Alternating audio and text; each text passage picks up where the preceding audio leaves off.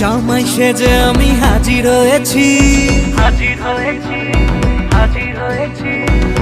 উপহার কি কি পাবো লিস্টি করেছি।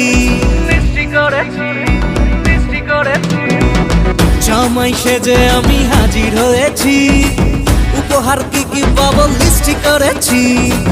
জমিয়ে খাবো আমি ইলিশ মাংস কই, খাবো আমি চেটে পুটে মিষ্টি